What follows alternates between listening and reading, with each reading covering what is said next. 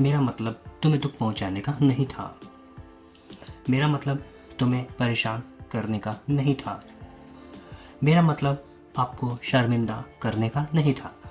इस तरह के सेंटेंसेस में मतलब ऐसा शब्द बोल रहे हैं, इसके लिए लिखना होगा मीन।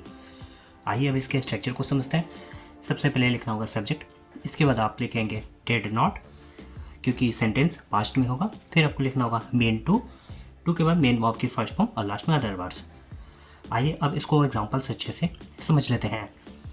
मेरा मतलब तुम्हें दुख पहुंचाने का नहीं था। I did not mean to hurt you.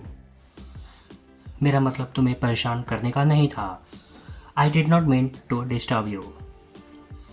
मेरा मतलब आपको शर्मिंदा करने का नहीं था।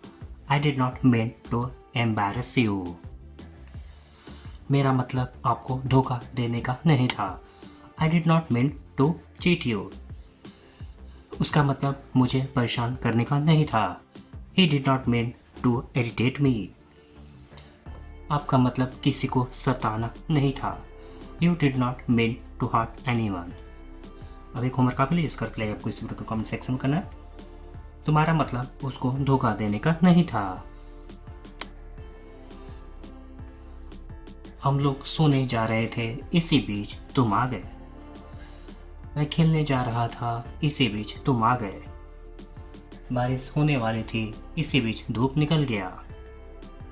इस तरह के सेंटेंसेस में हम इसी बीच ऐसा बोल रहे हैं। इसके लिए लिखना होगा meanwhile.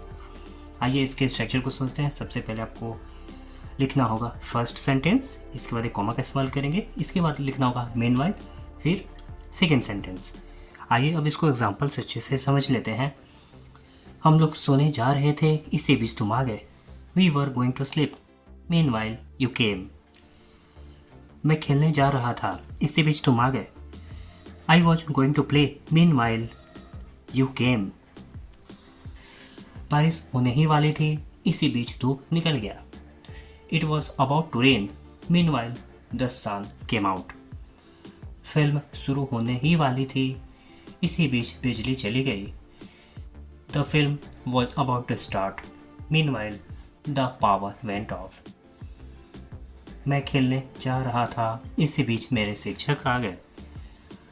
I was going to play, meanwhile my teacher came. एक होमवर्क आप लीजिए, जिसका रिप्लाई आपको इस वीडियो को कमेंट सेक्शन में करना है। तुम जाने ही वाले थे, इसी बीच मैं आ गया।